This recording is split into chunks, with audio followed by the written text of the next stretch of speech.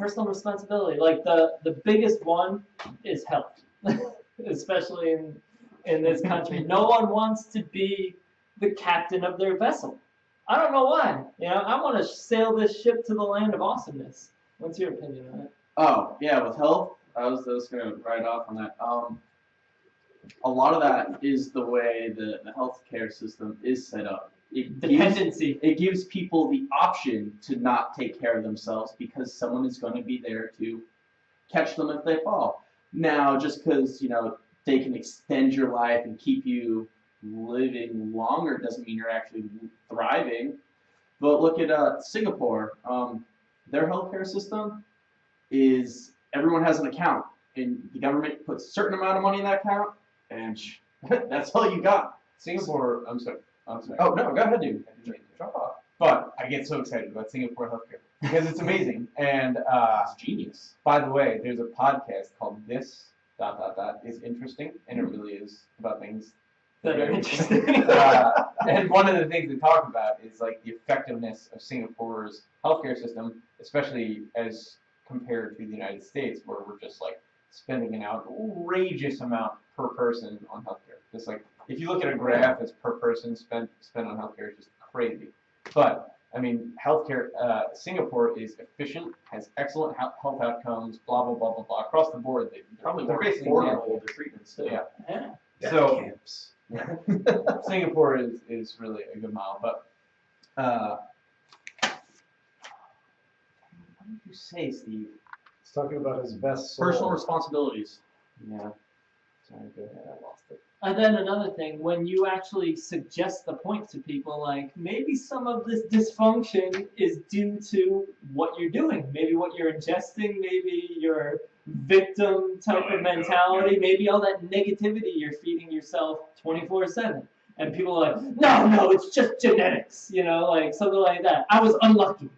And like, everyone with a brain and all the smart scientists are actually debunking that whole thing, like you're relegated to your genetics and some ridiculous study came out like 2/3 of cancer is bad luck, is just bad luck. And everyone's debunking that right now. Dr. Rhonda Patrick's debunked that in a video. So like it's all bullshit. And then we have epigenetics too, which your genes, epigenetics means on top of your genes. So your genes are expressed due to environmental factors. So your environmental stimuli determines how your genes are actually expressed. So that throws away the whole victim mentality. We have the power over our vessel and our reality. And so over these meat chariots. Yeah. And a couple things. One is, I think, I was going to say in response to what you said earlier, is that I think it's almost, I wonder if it's tough for me to call it personal responsibility at all times, only because, well, yeah, I guess it sort of is personal responsibility, but lack of education and ignorance is like a huge piece of it. Is that people just don't know. Like, people don't know and they don't care to find out. We live in the information age. Ignorance is a choice. Exactly. And so the latter is the bigger problem, which I think is probably the biggest part that needs to be addressed. But and then the other thing is that a quote that I thought of, which relates to the Buddha, is that they mentioned that, and this is a little off topic, but I was just very excited about it because I thought about it. A challenge, and I know it's not my week to do challenge, but a challenge that I thought that was proposed to me previously was, instead of waiting, like when you're listening, don't wait for your turn to respond. Listen with the intention to understand, which is, it's amazing how difficult it is for most people, including myself, and it's also amazing how much of a difference it can make, which I find myself doing it all the time, and I think for the four of us, it's also a good thing. Sorry to digress. Especially with this Buddha thing, it's a lot easier at times to just listen instead of wait. Except for some of these dudes, you just can't seem to wait. But no, I was going to say, on top of the personal responsibilities and stuff, I call it as I see it. The book I'm reading, the 100-Year Lie, talk about all these chemicals and their synergistic effect and how what's on the label, the bottle, might only be like 1%, if not less, of the chemicals that are actually found in it. And then it goes into how the chemicals that are put through into the atmosphere through off-gassing, the molecules, they get carried on dust through the trade winds, and the indigenous people of Arctic Circle, like the Inuit, like way up there, who haven't been exposed to any of this stuff, are actually suffering the effects of. Yeah, they found over 200 different chemicals in a breast milk of the Inuit. This stuff won't even pass like FDA regulations, and yet these people. And that's from the wind. From the wind. These people have never been exposed to these chemicals in their life, and they're poisoning their children.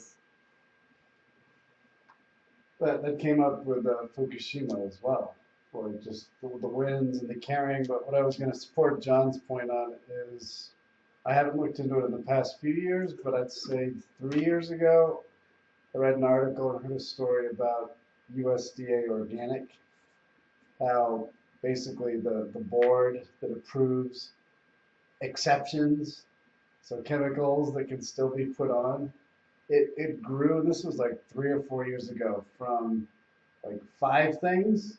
Because basically small organic farmers can't afford to pay a lawyer to go sit on a board somewhere in Washington year round. Mm-hmm. To like, it's like almost 400 chemicals now. So it's total bullshit when you see USDA organic. I'm sure there's companies that do it well, but, and that's why most smaller places, they won't even deal with it. It's too costly. It's become like another, what do you call it, like a registration service, or like getting a stupid degree or whatever it is. You're paying money out the ass just to have certification. Certification. And it's not even authentic. That, and the watershed is so polluted that even if it is organic and they're not putting those chemicals on themselves, the water they're using, all the drugs people flush down or piss in, and then all the residual wash off from the farms that aren't doing it right. I mean, we're kind of fucked one way or another, it seems like. Fucking up the planet. Yep. I want to take a step back and dive deep into the depths of this now with personal responsibility. All right. And like, there's a lot of stuff out there, like Gregg Braden, his book, The Spontaneous Healing of Belief. Bruce Lipton, he's a doctor who he has a book, The Biology of Belief. So basically what you believe changes your molecular structure, and you can heal yourself that way. You got Louise Hay talking about the emotional underlying factor between all diseases, and you can heal your life. You got the placebo effect. Everyone knows what that is. Yeah. You got Dr. Emoto's water experiments, where he's proven that subjecting it to different sounds, like harmonious music, the molecules of the water make harmonious patterns, and if you subject it to disharmonious music or hateful words, they take a very distorted form. So they actually change according to that. And why aren't those type of things explored more? Like, there's no money in it, man. Exactly. Like, there's these things, like, you could actually, the way you're thinking actually could change your biology, and you can heal yourself by the way you're thinking. Why isn't that scientifically explored more than it is? Why don't people be like, oh, the placebo effect works? We don't know why. Why don't we explore this more? People are healing themselves because they're taking a sugar pill thinking it's something that heals, and they're fucking healing. Why don't we dive into the mechanisms behind it? Because no one wants to take responsibility for what they believe. It's the money. I was going to say, and that's that's it. actually an excellent point as far as the placebo effect that I hadn't thought of. So it's very interesting. I mean, if it works, why we should probably try to there's something to this. But the one thing I just wanted to contribute real quick before we move on from this is that I would just like to say, I don't know if you guys agree, but the word chemicals tends to get a bad rap. I mean, everything pretty much is a chemical. So there are chemistry. Yeah, and so I mean, generally speaking, the synthetic ones.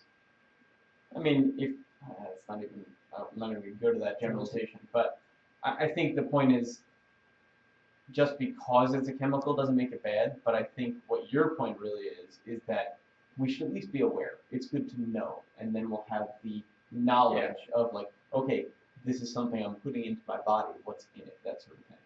time. I think that's Right, and even bigger on that is not what's in it and what it's doing to my body, but what is it doing in combination to these hundreds of other ones that may make it worse, change the effect. Mhm. You know what I mean? It's just crazy. And it's all new phenomena. We've evolved over millions of years to combat bacteria and viruses and things like that. And all of these synthetic chemicals are so new in the environment. So we don't even know how to deal with it. You know, a lot of them get stored in fat tissue. Yep. What's with this millions of years? I thought the planet was like 2,000 something years old since Jesus came. Oh yeah, and Jesus was riding dinosaurs too. I forgot about that. Had to get on that. I actually know a guy who doesn't believe in dinosaurs, even though that they have the fucking bones. Yeah, he's like, He literally. he literally just does not. He just chooses not to believe in dinosaurs. He's like, I don't think. I haven't seen them. They don't exist. That's the next level. That's like not believing in Wi-Fi because you can't see it. You know, That's not real. That's bullshit. Wi-Fi's not real. Like, it's not working.